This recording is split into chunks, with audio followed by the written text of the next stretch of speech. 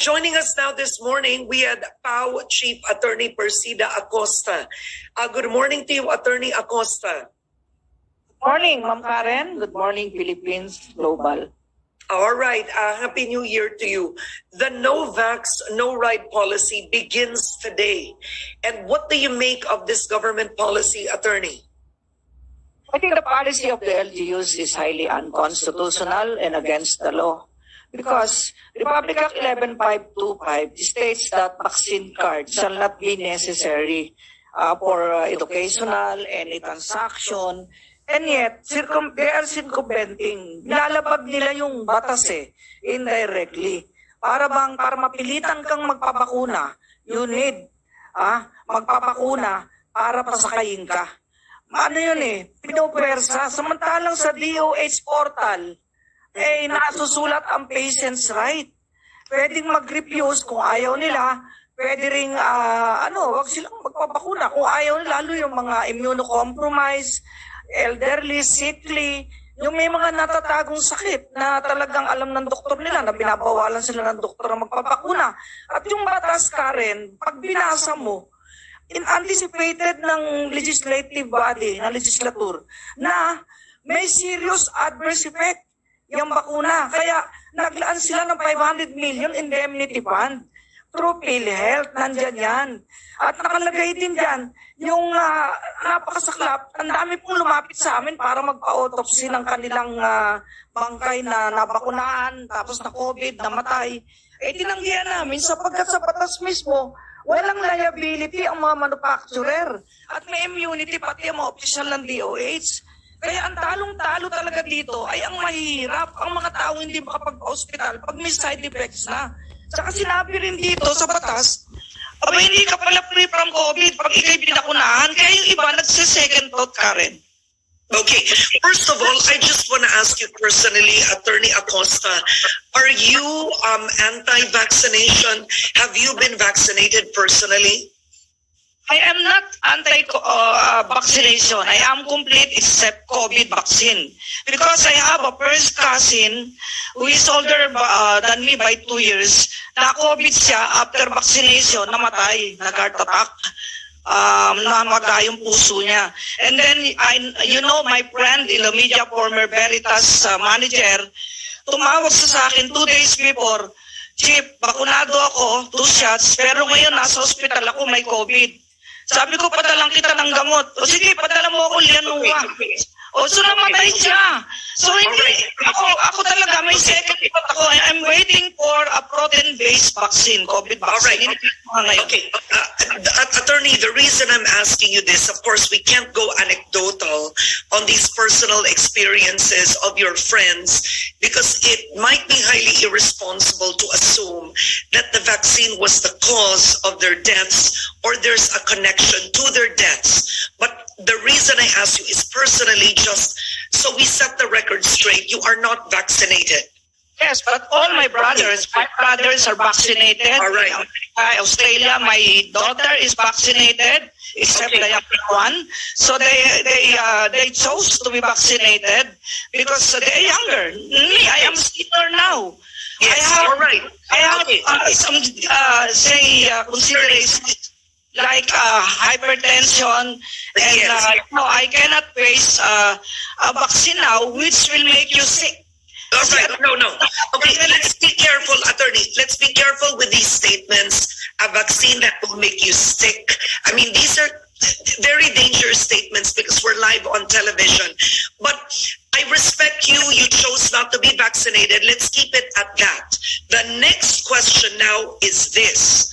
Is it unconstitutional then to order a no vaccination, no ride policy, given that the government has also said there are exemptions to this policy? The government said if you can show a medical certificate on why you should not be vaccinated, it will be accepted. Let's talk about the law. Why is that unconstitutional? It's unconstitutional because the Bill of Rights, Section 1, states that no person shall be deprived of life, liberty, and property without due process of law, nor any person can be denied of the equal protection of the law. You know, you are discriminating the unvaccinated. And then you are just favoring the vaccinated. You let them ride, and then the unvaccinated, nung gagawin, maglalakad. And But then, isn't the curious, you are right that it's an effort to convince the unvaccinated to be vaccinated, but isn't this also for their own safety, given that the Omicron variant is easily transmissible, and having them ride a public transportation, I'm just going on both sides here, also puts them in danger. that's your opinion, but in our office, we are 91% vaccinated ang mga tao. 9% lang ang walang bakuna. Pero ang na-COVID, during last week and now, ay mga bakunado. So, sino ngayon ang may virus? I'm just saying, this is a given fact. 90 plus dito sa central office, positive. They're all vaccinated.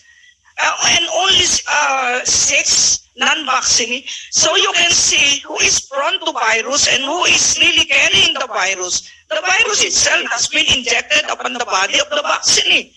And why will you now discriminate the unvaccinated? Kung hindi mo pa sasakayin ng bus, paano makapasok sa trabaho? Bakit mo higpit ang kailangan ng pass sa barangay? Eh, i-restrict mo ang buhay ng mga tao para nga lang mapilitang magpapakuna. Yung mga estudyante, bakit nagpapabakuna kahit ayaw? Because nire-require sa school. And do you believe that's against their constitutional rights? Because even in the United States, the Supreme Court did not issue a PRO on a university that required all their teachers and students to be vaccinated if they will do face-to-face classes. So do you believe that's a violation of a student's constitutional right? You have read a decision. I have also read a decision in the U.S. There are several states of the United States of America and some Supreme Courts of some states had not favored mandatory vaccination. You know, the people around the world are divided on this issue, Karen. And if you will see, if you will read Republic Act 11525, naiintindihan ng tao na anticipated na may side effects, serious side effects. So, pag sila'y pinilit natin, that will be against their will. Nasusulat sa patient's rights sa DOH portal, may karapatan ang pasyente na tumanggi sa bakuna, tumanggi sa anumang medicine. Dahil ang katawang ito, pag-aari mo mismo eh. Hindi pag-aari ng gobyerno yung katawan mo. At nasusulat din, may right of refusal ka na maging experimental feed ka dahil inamin ng gobyerno sa batas na ito. Nasusulat, Karen, ha? State recognizes the experimental nature of COVID vaccine and will compensate serious adverse effects. Nasusulat sa Section 2, Paragraph C ng batas mismo. So alam mismo ng gobyerno na ito'y EUA pa lang, Emergency Use Authorization. Kaya we cannot blame President Duterte, itong alam niyang makapagpipigil ng pandemya. Pero ang akin lamang, igalang sana yung choice ng tao. Pababakuna ka ba o hindi? Aharapin mo ba ang side effect nito? Magpapagamot ka ba? Ang problema yung mahirap. Libre ba sila sa ospital? Di ba bangkarote na ang PhilHealth? Tayo may sweldo ka, may sweldo ako. Pagka tayo nagka-side effect, pabili tayo magpa-hospital. Pero paano mahirap? Kaya sino ang boses ng mahirap ngayon? Kayo, media. Ako, bilang punong manananggol pambayan. Okay, Attorney Acosta, in terms of law, when does the public good supersede individual rights? Yun, sinasabi nila, police power of the state. The police power of the state is used by the government, not in oppressive manner and discriminatory manner. You know what? What is the valid distinction between the unvaccinated and vaccinated? Kung tatanungin, yung vaccinated, nasaksakan na ng COVID virus. Yung unvaccinated na walang sakit, walang sintomas, walang virus at malakas ang immunity. Actually, ako mismo, na-expose ako sa mga nag-positive dito sa office. Pero awa ng Diyos, antigen ko, RT-PCR negative. I'm just taking the meds given to me by the doctors. All right. Okay. Now, President Duterte himself has ordered a nationwide stay-at-home order for unvaccinated individuals. So, Attorney Acosta, are you still there? Yeah, because the president is doing his the president ordering a nationwide stay-at-home order for unvaxxed individuals. Is that constitutional? Can the president order that?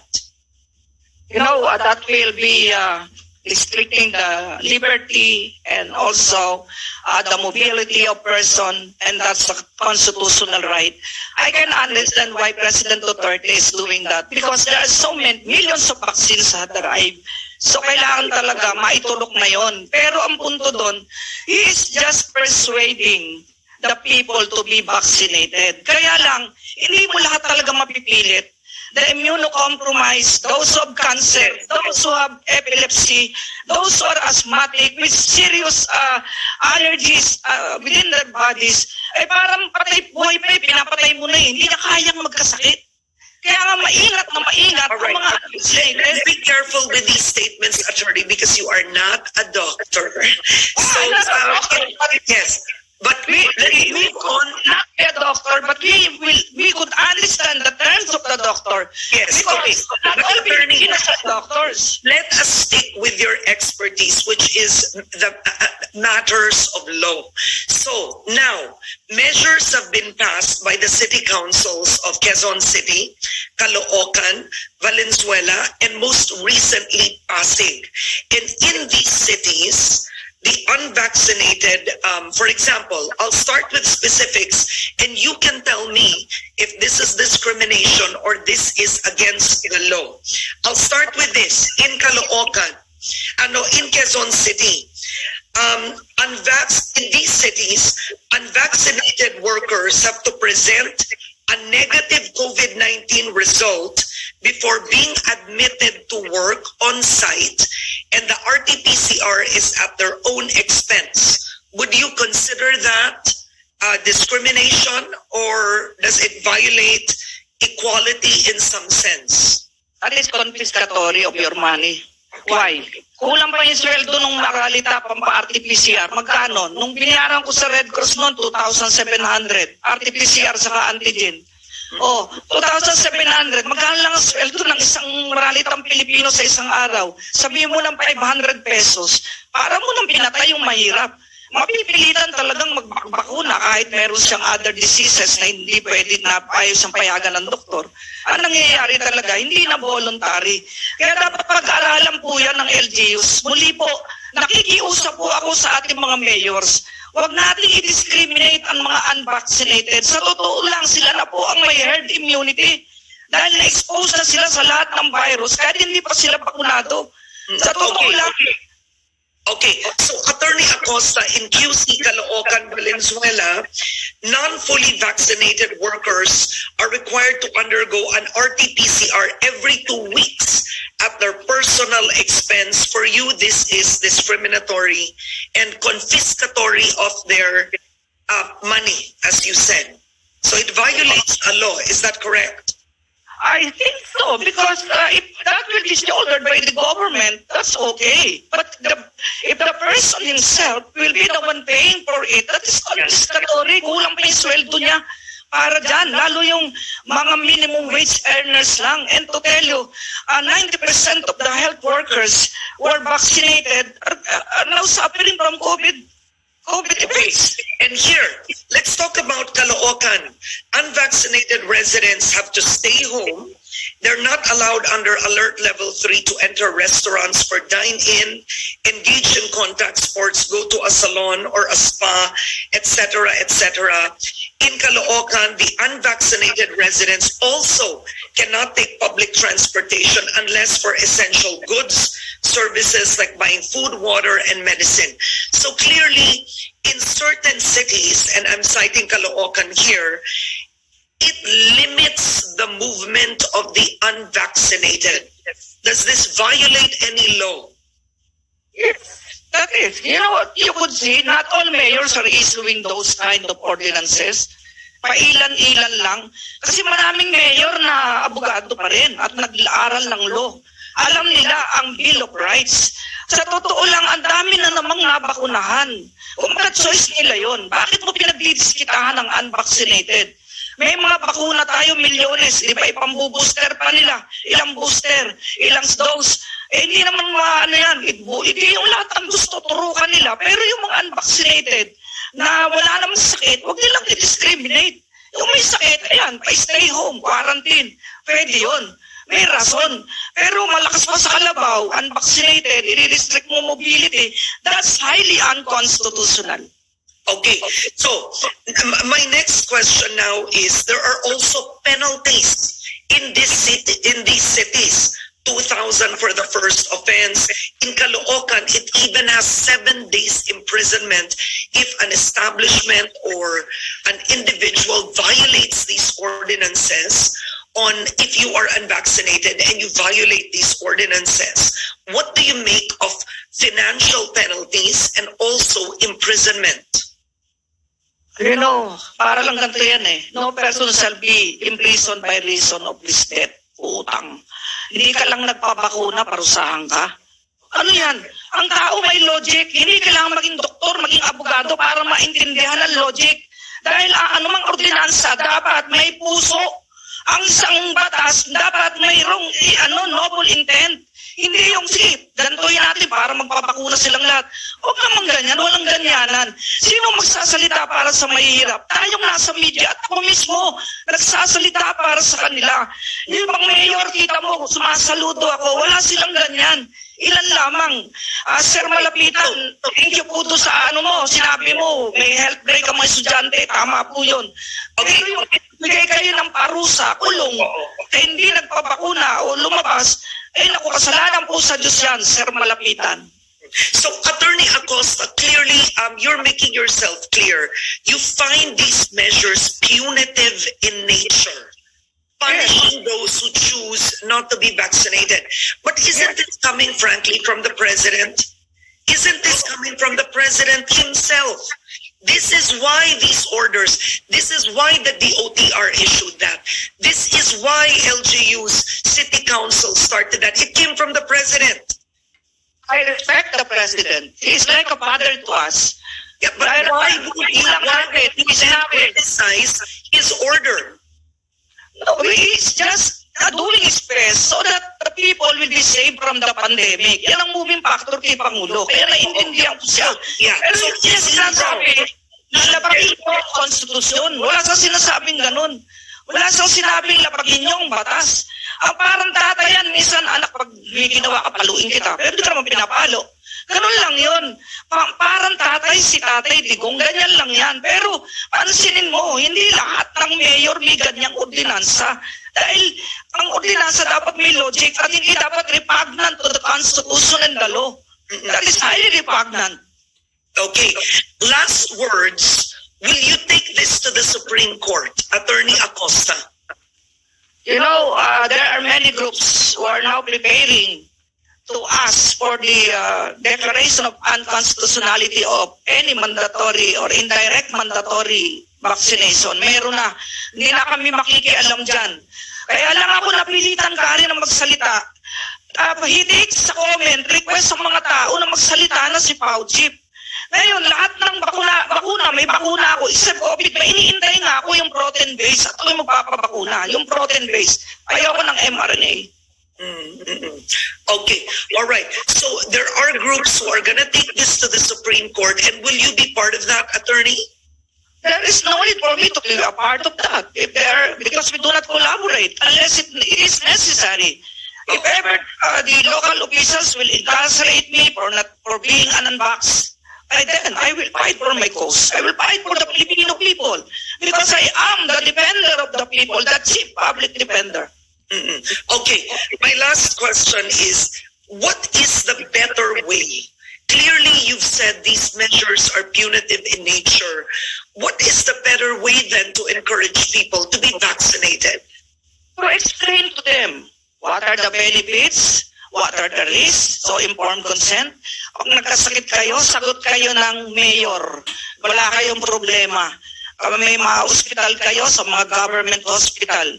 Ay, ang problema ng tao, pambiling pagkain eh. Paano pa yung pampa-hospital?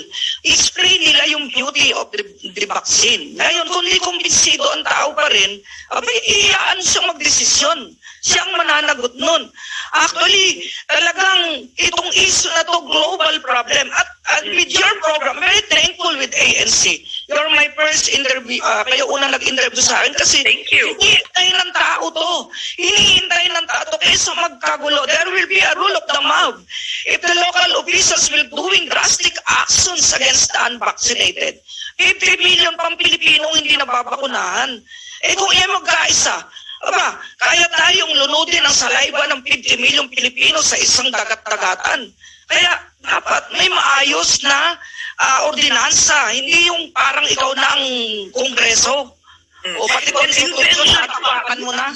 You mentioned earlier that you really consider this anti-poor because kung mayaman ka at hindi ka bakunado, eh may sarili kang sasakyan. Hindi naman malalaman na hindi ka bakunado, diba? O sa unang kaibangan. Or pag di ka bakunado at mayaman ka, pwede mo utusan yung kasambahay mo or whoever to go to the grocery and buy your meals. Pero sa mahirap, yun ang problema. Problema ang mahirap. Hindi ka makasakay tricycle kasi wala kang vaccine card. Hindi ka makasakay ng pedicab, wala kang vaccine card. Yung mga pedicab, di makabiyahe, walang Bakit nilalabag nila ang Republic Act 11525? Eh, batas ito. Anong gagawin dito? Scrap of paper? Walang karapatan ang local officials na i-repeal, i-amend, i-revise ang isang statute. And even the Constitution is the supreme law of the land. Sabi nga, salus papuli, es suprema lex. Eh, gumagawa sila ng batas. Laban naman sa batas ng Kongreso. Eh, bakit pa tayo may Kongreso? Parang binuwag na ang Kongreso. Okay, so actually there's a viewer right now who is watching you and siguro kanina huling tanong ko na yun pero ang tanong talaga niya, Karen, please ask Attorney Acosta, na itanong ko na to sa inyo kanina, but why are you oblivious of the President's accountability when it is his directive to limit the mobility and penalize the unvaccinated, which was my question to you earlier on. PDs and LGUs are all reacting on the President's order. Isn't he accountable and at fault here, Attorney? We cannot blame the President because he believes that the only way to curb and to fight against pandemic is vaccination. That was the advice to him by his health, cabinet or consultant. Eh, hindi naman doktor nga si Presidente, pareho lang kami. So kung ano yung paniniwala niya, inasasabihin niya. Pero it does not mean na i-violate mo ang konstitusyon. He is a constitutionalist. At saka ginagalang niya batas. Sundin niyo ang protocol, hindi ganyan. Alright. On that note, niya. okay, Attorney Persida Acosta, I want to thank you for joining me on Head Start. Have a happy new year and please take care of yourself. Be well. Thank you so much, Karen. God bless you. God bless you.